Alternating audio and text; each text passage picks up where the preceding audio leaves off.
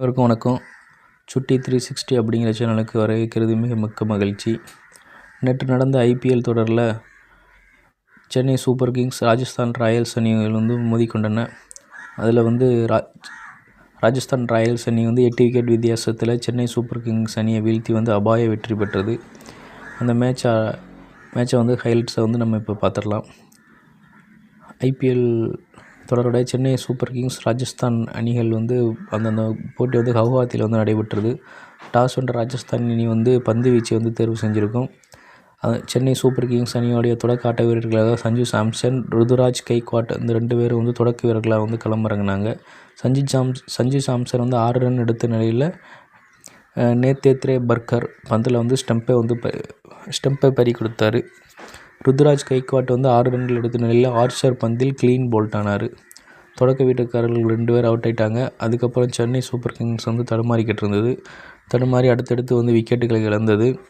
ஆயுஷ் மாத்ரா முதல் பந்திலே duck out ஆனார். Matthew chat 2 Ranil ஆட்டம் இழந்தார். விக்கெட்டுகளை மலமலன இழந்ததுனால சர்ப்ரஸ் கான இம்பேக்ட் பிளேயர் அப்படிங்கிற இதில் கொண்டு வந்தாங்க. அவர் 12 பந்தில் 17 ரன் எடுத்து ஜடேஜா பந்தில் ஆட்டம் இழந்துட்டார்.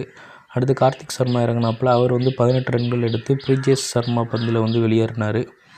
சென்னை சூப்பர் கிங்ஸ் 100 ரன் கூட எடுக்குமா அப்படின்னு நினச்சிருந்ததில் ஒரு வழியாக அடித்து தடுமாறி ஜெமி ஓவர்டன் தாக்கு பிடிச்சி விளையாடினார். அவருடைய ஆட்டத்தால் சென்னை சூப்பர் கிங்ஸ் 17.1 ஓவரில் 100 ரன்களை கடந்தது. கடைசி ஓவரில் ஒரு 6 விளாசிய ஓவர்டன் 4 பந்தில் 2 ரன்களை எடுக்க முயற்சித்த போது ரன் அவுட் ஆகிட்டார். இதனால் சென்னை சூப்பர் கிங்ஸ் 19.4 ஓவர்லேயே 127 ரன்கள் எடுத்து ஆல் அவுட் ஆனது. ஓவர்டன் அதிகபட்சமாக சென்னை சூப்பர் கிங்ஸில் 43 பந்துகளுக்கு 36 ரன்கள் எடுத்திருந்திருப்பார். அதுக்கப்புறம் 128 ரன்கள் எடுத்தால் வெற்றி என்ற எளிய இலக்குடன் களமிறங்கினாங்க நம்ம ராஜஸ்தான் ராயல்ஸு.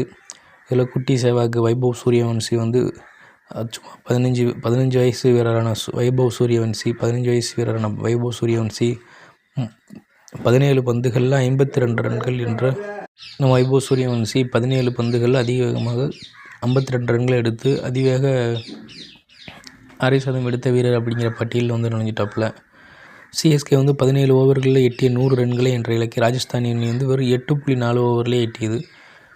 10வது ஓவரில் கலீல் அகமது வீசிய ஸ்லோயர் பந்தை எக்ஸ்ட்ரா கவர் திசையில் பவுண்டரிக்கு விரட்டி கேப்டன் ரியான் பராக் ரன் குவிப்பை தொடர்ந்தாப்புல.